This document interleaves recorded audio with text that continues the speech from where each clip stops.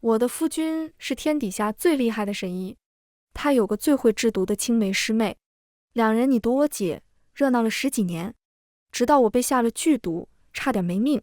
醒来他边写药方边叹气，你别怪阿珂，他就是孩子气惯了，不是有意要害你。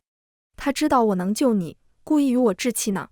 话刚说完，又被沈科的人匆匆唤去。他走得太急，以至于方子少了一味药都不曾发现。久违的系统终于被触发，死在男主手里才能回家，解药出错变成毒药，宿主可以选择是否服用。我将方子递给丫头，笑了笑，拿去煎了吧。大家好，欢迎收看达达听书。魏燕之回来的时候，丫头刚把熬好的药端过来，热气腾腾的药汁氤氲了她的容颜。她脱下外袍，朝我笑，这般巧，可是等着我喂你呢。说着接过药向我走来，熟练地舀起一勺，吹了吹递到我嘴边。我怔怔地望着，等了这么多年，终于可以回去了。见我不动，她微微挑眉，怎么啦？这药趁热喝，效果最好。我无声地笑了笑，伸手将药碗接过来，仰头一饮而尽。许是喝得太急，呛得我不住地咳嗽起来。魏燕之一边心疼地替我拍背，一边好笑，这么急做什么？又没人跟你抢。今日怎么这么乖，不闹着要我喂了？我坐直了身子，牵了牵嘴角，不用了，以后都不用了。他微愣，脸色渐渐暗淡下来，声音微沉，是还在生阿珂的气。他叹了口气，伸手要抱我。他不过是孩子气，本性并不坏，你既然没事，就不要与他计较了吧。我不留痕迹地避开他，声音淡淡的，倘若我真出事了呢？他怔住，随后无奈地摇头，哑然失笑。有我在，怎么可能呢？是了，我的夫君是天底下最厉害的神医，没有他解不开的毒。这么多年沈科也没少给我下毒，大到瞎眼失声，小到起疹腹泻，总能被魏燕之轻而易举地治好。这次又怎么会例外呢？他望着我，桃花眼里闪烁着淡淡的笑意，一副纵容宠溺的模样，仿佛我这一遭苦楚于他而言不过是场闹剧。怎么变成这样的呢？起初他明明也是在意过的，那时我们新婚燕尔，沈科在我的酒水里下了满天星，我浑身起疹，痒得厉害。魏燕之大怒，替我解毒后提着剑要和沈科断绝往来。然不过3日，他败在了他的眼泪攻势下。沈科悬梁了，他赶到的时候，他凳子都踢翻了，脖颈上勒出道道红痕。魏燕之又惊又怕地抱着他，愧疚又心疼。他心中难受，不过是想发泄一二，并非有意毒害你。阿乔，这事儿便算了吧。回来之后，他疲惫地揉着眉心，告知我。我这才知道，原来他和沈科许过婚约的。他答应他，若20岁那年仍没有意中人，他就娶她。可惜20岁生辰那日，他遇到了我，一见钟情。沈科又疯又闹，他把人送到南疆，一心要娶我。说来也是我对不住他，阿乔，你我夫妻一体，便也让一让他，可好？从那之后，我一退再退，一让再让，直到今日，他给我用了致命的毒。系统说，魏燕之心中有我，如果我舍不得，让他发现药方有错就好了，他一定愧疚极了，拼命弥补我爱我。我无语摇头，我要他的愧疚做什么？又不是什么值钱的东西。可是宿主，你本来不是已经放弃回到现代了吗？我沉默。是的，魏燕之待我极好，让我觉得死在他手中这项任务根本无法完成，左右家里也没有牵挂的人，倒不如留下来陪他。我却忘了，人心易变，故人难寻。不了，我还是回家吧。左右不过1个月的药汤，我等得起。沈科要来给我道歉，我下意识地拒绝，不用了吧。每次他过来，准没好事。魏燕之握着我手，柔情缱绻。怎么能不用呢？你是我的发妻，我也不能总叫你受委屈。我垂下眼，若是以往我定然觉得感动，可现在我只觉得恶心。人都说魏神医悬壶济世，无论达官显贵平民百姓，皆一视同仁，乃君子之风。哪怕家中私事，他也是一碗水端平，是非公正，不叫旁人指摘。可惜他想不负如来不负卿，最终画虎不成反类犬。沈科给我敬了杯酒，桃花酿的果酒，酒香缭绕，看起来很是醉人。我没有接，我对桃花过敏，魏燕之知情的，想必沈科也是清楚的，毕竟当初的使我起疹的满天星便加了桃花。魏燕之朝我眨眼睛，快喝了它，你放心，我备好了解药，必不会叫你吃苦头。乖些，他被我逼得来跟你赔不是，心里不痛快，使点小性子也是正常。他既然答应道歉，你就别计较这些细枝末节了。我了然一笑，接过桃花酒，在他欣慰的目光里，抬手泼了过去。酒水顺着沈科的头顶滴答下流，混着他不可置信的眼睛，甚是狼狈。魏燕之猛地站起身来看向我，一向温润的脸瞬间铁青，可能是要走了，心气儿也顺了，从前的委屈也不想再受了。我浅浅的笑了，早说过我不需要道歉的，下次这种粉饰太平皆大欢喜的戏码别再喊我了。魏燕之摔门而去，他发了很大的脾气，一连几天都没有回来。傍晚，丫头照例给我端药，欲言又止，等我喝完，终于开口：夫人，主子他人虽没回，却日日派人叮嘱我看着夫人喝药。他说沈姑娘的毒霸道，只要少一日不喝都不可，要我千万盯着您。丫头面色复杂：夫人，主子心里还是念着您的。我牵动唇角，原来他这么怕我死啊！真不知道他发现是自己亲手写的药方毒死我的时候是怎样的表情。嗨嗨，我想笑，却咳出一口血来。木桌猩红一片，丫头惊了一跳，眼前一黑，我昏了过去。是了，几种毒混在一块儿，我的身子愈发差了，只怕连1个月也撑不到。醒来的时候天已经黑了，烛光下，魏燕之满脸焦急，正要伸手给我探脉。她风尘仆仆，衣衫染尘，看起来刚赶回来。猝不及防碰上我刚睁开的双眼，她顿时愣住，很快抿唇收回手，面色难看。霍云桥，你什么时候也学会了这种把戏了？我就说我的解药不可能治不好你，你想我回来直说就是了，何必装昏迷呢？我将手腕塞回被窝，背过身，不咸不淡地顶回去。不想来，你就回去吧。好险，只差一点，差点就被他发现了。他噎住，面色反而温和下来，一只手攀上我肩膀，声音轻柔：好了，还闹脾气呢，多带点事。你若是不喜欢，以后我不叫他来就是了。你不是总念叨着去江州吗？过几日我带你回去可好？我心神一动，点了点头。我的养父母在江州，回家之前我总是要再回去看看的，由他护送我也好。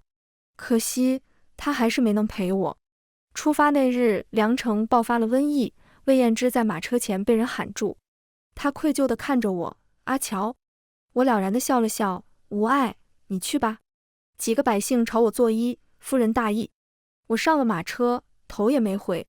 魏燕之是神医，这样的事情没少发生过。性命关天，我从未计较过，人命的事情排在我前面是理所应当的。只我未曾想到，所有的事都能排在我前面，沈科却能排在所有事的前面。魏燕之还是去了江州。我到的时候，他正在焦头烂额的试药。见到我，他有几分尴尬，无奈的叹气：阿珂这丫头胡闹，拿几户百姓是毒，被人闹到堂前，我要赶紧把解药治出来才行。那瘟疫呢？我盯紧他的眼。魏燕之迟疑：有其他人。我便知道他根本没去梁城。沈科拿百姓试毒已是常事，他下毒，魏燕之来解，一来一回已成了情趣。我不是没有劝过，魏燕之只宠溺苦笑，我能有什么法子？自己的师妹只能宠着了。那日我才知道，悲悯苍生的魏神医也会为了他人视人命如草芥。池塘边，我见到了悠哉悠哉喂鱼的沈科，他挑衅地瞥了我一眼，扬着下巴：早告诉姐姐，只要我想，师兄就能随时来到我身边。姐姐这下信了。我闭了闭眼，那些都是人命。他挑眉：那又怎样？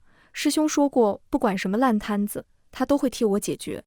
再说，不过是些蝼蚁，能让师兄医治一场，也是他们的福分。我没有回答。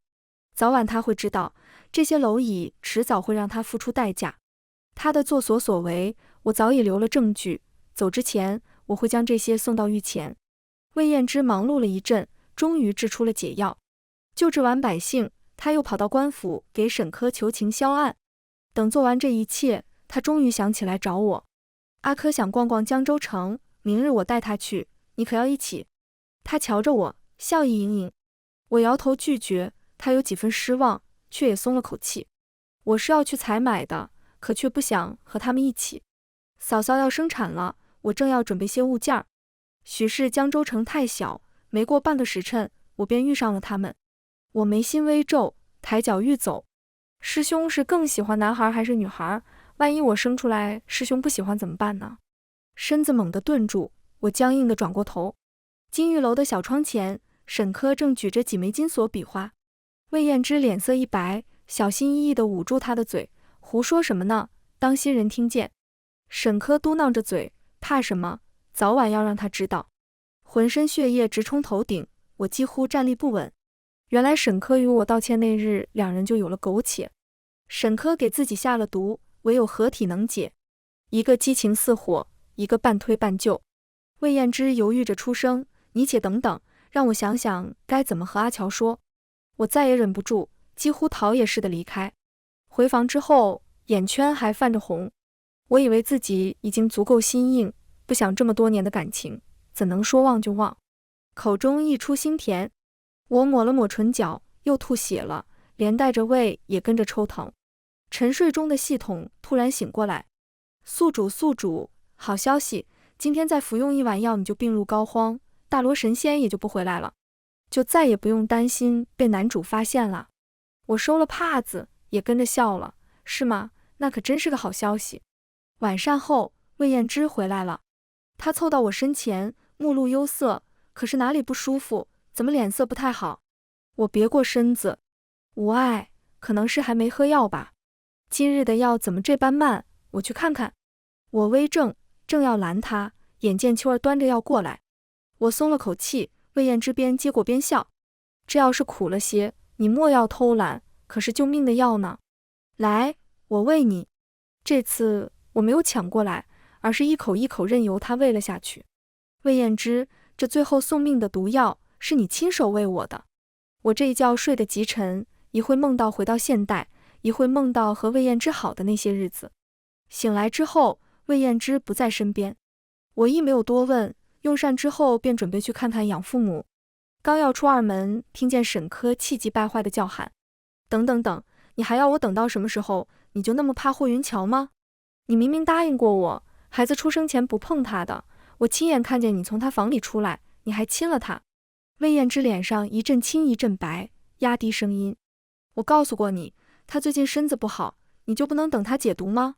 最迟1个月，我定会给你一个交代。”我扯了扯嘴角，觉得好笑，早些晚些又有什么区别？于是我抬脚走了出来。不必1个月了，就现在吧。魏彦之猛地回头，一张俊脸瞬间煞白。阿乔。书房里四目相对，魏彦之望着我，目露不安。那晚是个意外，阿珂中了毒，我不救他他会死。阿乔，我没有办法，我不能眼睁睁看着他死在我面前。等后来我想远离他已经迟了，他有了身子，毕竟是我的骨肉。阿乔，我不忍心。他总是为难，他总是没有办法，他总是有情可原。他有那么多的理由，可是我不想再听了。说吧，贵妾还是平妻？他微愣，我平静地重复了一遍，又道：或者你想要我让位给他做正妻，也不是不行。他慌张地要拉我手。怎么可能呢？阿乔，正妻的位子的永远是你的，我保证，就算阿珂进门，身份也越不过你去。勾了勾唇，我笑，看来是平妻了，也行。他惊喜地睁大眼，双眸迸发出亮光。阿乔，你答应了？我含笑点头。以后你要娶谁爱谁，我再也不会拦着了。他松了口气，伸手抱住我，声音似是带了哽咽。我就知道阿乔最是贤良大度，不会怪我的。你可知我心中有愧，这些日子总吃不好睡不好，想着怎么对你解释，人都瘦了。阿乔，你可要好好帮我补补。心头阵阵恶心，我不动声色地将人推开。行了，快去给你的小师妹交代吧。因有身孕的缘故，婚期定得很近。不过月余，沈科便进了门，仗着肚子里的骨肉，他性子也愈发骄纵，每每当着魏燕之的面要与我一较高下，大到我的院子，小到一根玉簪，他都要和我争上一二。但凡魏燕之有一分犹豫，他便又哭又闹，说自己所托非人，要落了孩子。他孕中忧思，没有安全感，左右不过是些物件儿。阿乔，你别计较。魏燕之这样安抚我，我自然没有计较。我要离开也带不走这些，干脆挪到了偏院，换个清静。可我没想到，连个清静也这么难。沈科落了水，当着我的面，魏燕知道的时候，他正在水里扑腾，好容易将人救上岸。沈科抱着肚子哭着说我害他，赤裸裸、明晃晃的陷害。我想笑，却笑不出来。魏燕之死死地盯着我，像是要看穿一个洞来。他很在意这个孩子，我知道，沈科也知道。寝房里，他负手踱步，脸色难看得厉害。我没有解释，也不想解释。良久，他停下脚步，黑眸晦暗，声音沙哑：我知道不是你做的。阿乔，你是我的妻，我怎能不知你的性情？你从不屑做这种事。我挑眉，消失许久的暖意涌上些许，可下一刻凉到彻底。可他都用身孕来陷害你了，证明他是真的忌惮你。阿乔，你和他道个歉吧，你让让他。我笑了，几乎笑出眼泪来。魏燕之，你是不是有病？他合上眼，长长叹了口气。我知道对不住你，可是阿乔，我没办法，他闹着非要你付出代价。什么代价？犹豫了片刻，他别过头。他说只要你服了绝子药，这事儿就算了，他就不再追究。说着他又看向我，目光殷切。阿乔，你的身子早就不能有孕，就算喝了也不妨事，你就当哄哄他，好不好？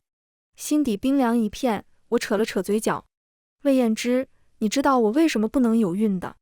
日子太久，我几乎忘了，我也曾怀过孩子的。可惜不足1个月，生生流掉了。原因便是那碗桃花做的满天星。那次起疹没有毁了我的容貌，却流掉了我的孩子，也绝了我再次生育的可能。我知道是我对不住你。他沮丧地低垂着头，撑在桌案的指骨泛白，看起来内心极为挣扎痛苦。我这才注意到，沈科嫁进门后的这些日子，他憔悴了许多。魏燕之深吸口气，再次执着地看向我。阿乔，他出身草莽不懂事，可你不一样，你知书达理，贤良温婉，最是善解人意。你已经不能有孕了，我不能眼睁睁看着他在四处胡闹，折腾掉这个孩子。就这一次，只要这次你顺了他，他答应我以后好好养身子，再不会为难你了。阿乔，就当我求你了好不好？以后他的孩子也是你的孩子，你就当为了自己的骨肉。我再也听不下去，一巴掌扇在他面上，止住了他接下来的话。我逼近他，一字一顿。魏燕之，你让我觉得恶心。没有得到想要的结果，沈科又哭又闹，院子里的东西摔得稀碎。魏燕之为了哄他，将我不能再有孕的事儿说出来，也没能让他开怀。我不信，师兄你骗我，你就是喜欢霍云桥那个贱人，你就是不愿意给他用绝子药，你明明就是只想要他的孩子，不愿意要我的。沈科歇斯底里，用力捶打着肚子。魏燕之又惊又怕，慌忙抱住低声又哄他。又是一阵兵荒马乱。秋儿来告诉我这些事儿的时候，我正在服用止痛丸。许是归期将至，毒发越来越快了，有时候疼起来简直要命。我咽下药丸，胃里松快了几分，感受着疼痛慢慢缓解，我挤出淡淡的笑意。看吧，有的闹呢。沈科的性子嚣张跋扈，占有欲极强，没得到的时候尚且能收敛几分，眼下得到了更是原形毕露。他这般折腾，只怕不止魏燕之消受不起，身孕能不能保住还是未知。果然，没过几日，魏燕之来寻我。廊檐下，他神色阴郁，短短时间内整个人瘦了几圈。他瞧着我，眼底没有悲喜，开口便是：阿珂的孩子没了。我抬眼，不置可否。你满意了吗，阿乔？他的声音淡淡的，可我听得出隐忍下的风暴。我没有回答。下一刻，他一拳击在门框，黑眸染红，积玉滴血，望着我的目光又恨又怒。霍云桥，你几时变得这般冷血无情？若非你不愿道歉，阿珂怎么会变成今天这样，又怎么会流掉孩子？事到如今，你连半点愧疚不忍都没有吗？我这才知晓，他把沈科的小产归结到我身上，我简直气笑了。不知我小产的时候，魏神医可否问问你的好师妹有没有半分愧疚和不忍呢？她是无心的，几乎脱口而出的争辩。她不懂事，你也不懂事吗？说完像是意识到什么，他摆了摆手，神色灰败沮丧，踉跄地后退了一步。罢了，说这些也没什么用了。这段日子我会好好陪着阿珂，无事你不要到前院来刺激他了，等他身子好了，我再来见你，你好自为之吧。魏燕之说到做到，从那日后，他再也没进过我的院子。听闻在他的精心照顾下，沈科慢慢的好了起来，情绪也渐渐恢复稳定。倒是我，病症越来越重，血色越来越少。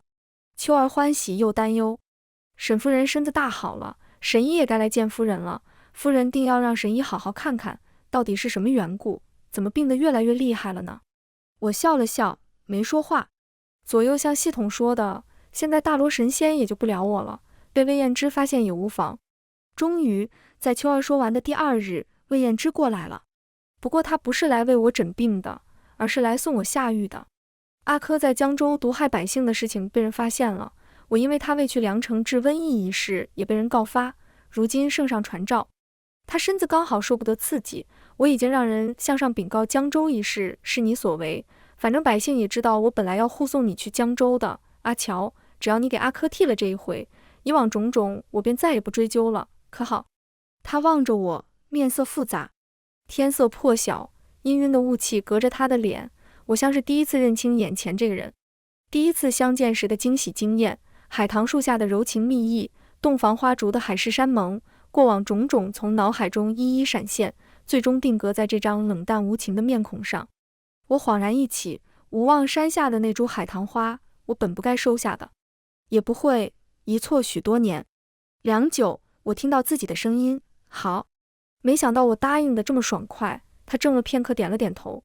你能想通最好，你放心，你是我的夫人，他们不会怎样你的，最多……他抿了唇，没再多言。也是，魏神医是太后座上宾，他们自然不会拿他的夫人怎么样，最多也就是几日牢狱之灾罢了。作为交换，我要了一整罐止痛丸。他有几分紧张，问我哪里疼痛。我敷衍的弯唇，心痛。他沉默，垂下头。我讥讽地笑了，从他身边掠过。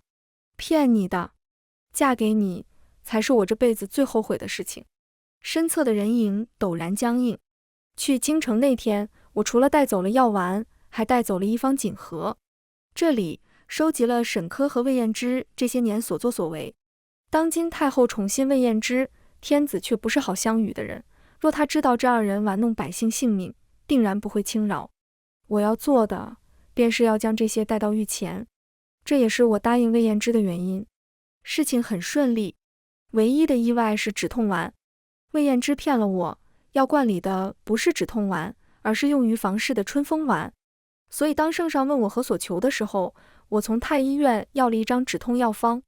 毒发越来越频繁，疼痛时不时的出现，几乎让我恨不得马上归西。我面色苍白如纸，连出门抓药都拿木犁遮面，唯恐吓着路人。沈科是这时候出现的，他笑嘻嘻地指着我手中的一味药，欢快地回头叫喊：“夫君，找到了，这儿有何首乌。”他丰盈了许多，面色也比往日里红润，看来我不在，他果然过得极好。顺着他叫喊，魏燕之大步跟过来，扫了一眼，也跟着笑道：“又胡闹了，没看到这位姑娘已经买下了。”沈科可怜巴巴地摇了摇他手臂，嘟囔着嘴：“我不管，人家就要这个。”魏燕之叹了口气，无奈地刮了刮他鼻子，转身朝我一一道底：“捉精需要这位何首乌入药，不知这位夫人可否割爱？夫人若愿意，在下可以出双倍价钱。”故人的人影与眼前人重叠，恍惚记起他也曾这样为我请求他人，只眼下被请求的人却是我了。我淡淡笑了，沙哑的嗓子不甚好听。如果我说不愿意呢？魏燕之的身形猛地顿住，秋儿适时的出现，焦急地奔到我身边。夫人，你怎么一个人买药来了？可让我好找。魏燕之将目光移向他，很快又回到我身上，声音略微颤抖。阿乔。木离落下，露出我惨白的脸。魏神医这是何意？又要抢我的东西送人？他微怔，刚想说不是，触及沈科眼巴巴的模样，继而抿唇，又道：你不懂药也不懂毒，要这何首乌做什么？我冷笑一声，与你何干？我还没有问一问魏神医，何时这药罐里的止痛丸成了春药？我从袖中掏出一个小罐来，置在桌面上。魏燕之面上有几分尴尬，他别过头，干巴巴道：是阿珂顽皮，偷偷将药给换了。我想着你要止痛丸也没什么事，便没有过问。沈科也凑了过来，好奇的去开药罐，笑嘻嘻的：姐姐生这么大气做什么？不过是帮姐姐消遣的玩意罢了。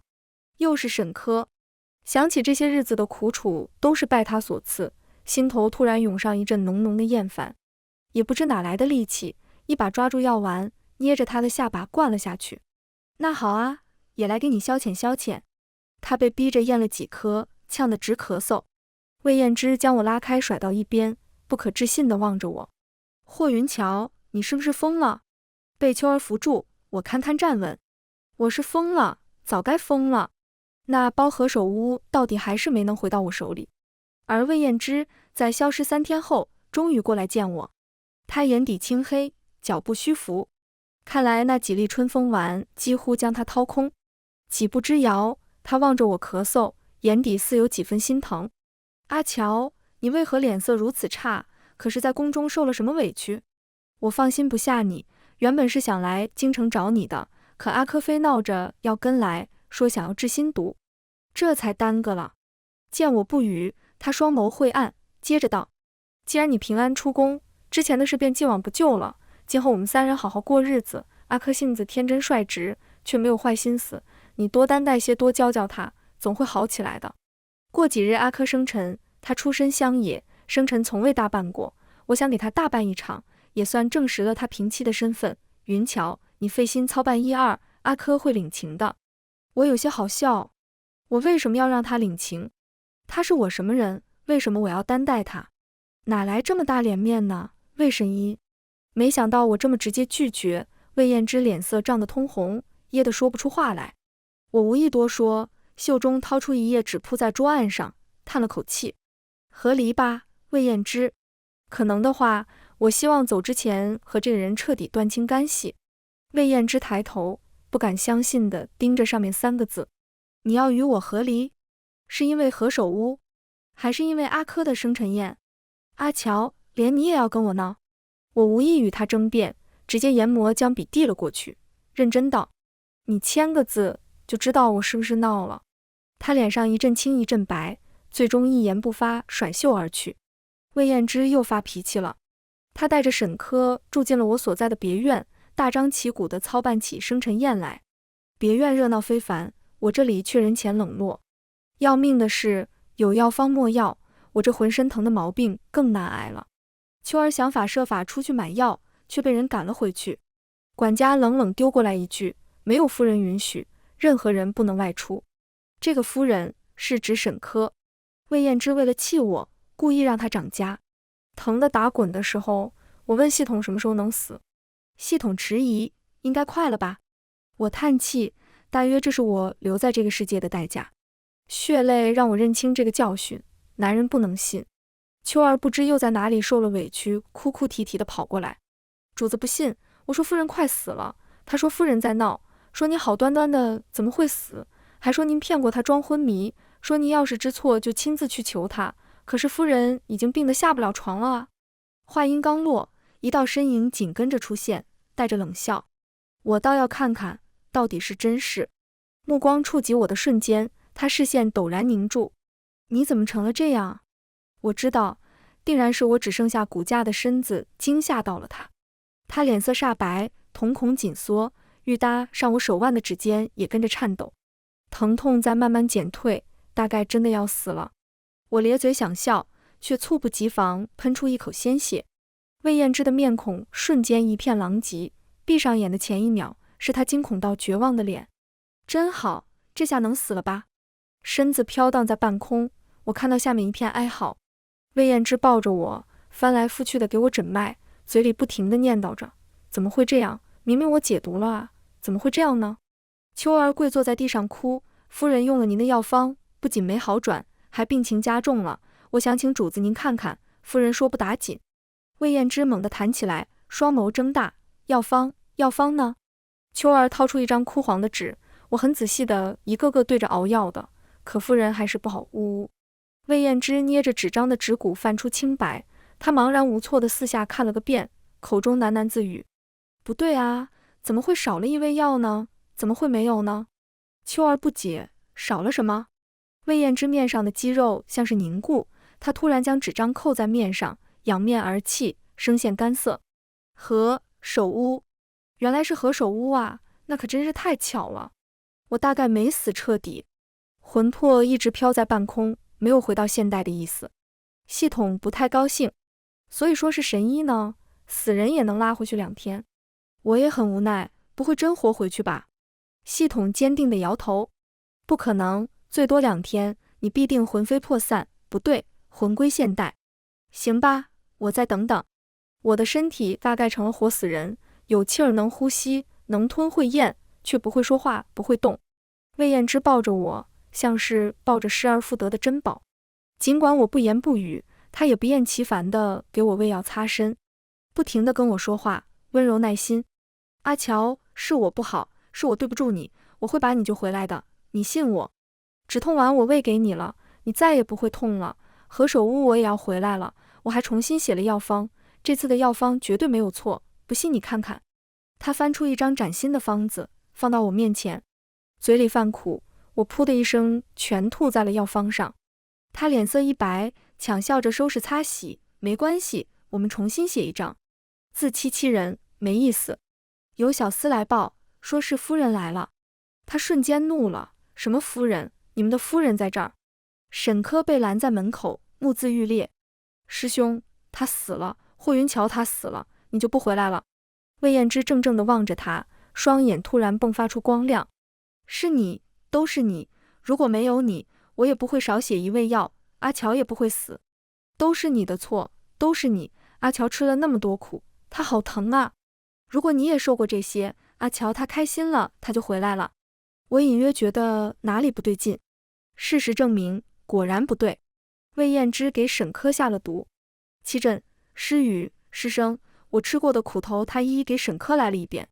他抱着我的身体，面无表情地望着沈科挣扎，嘴里又哄着：阿乔，你看，我给你报仇了，你可以回来了吧？哪怕飘荡在半空，我也觉得浑身恶寒。魏燕之，他大抵是疯了。系统说得很对，魏燕之留了我2天。2天后，一道白光闪现，我回到了现代。我忘掉这一切，开始了新的生活。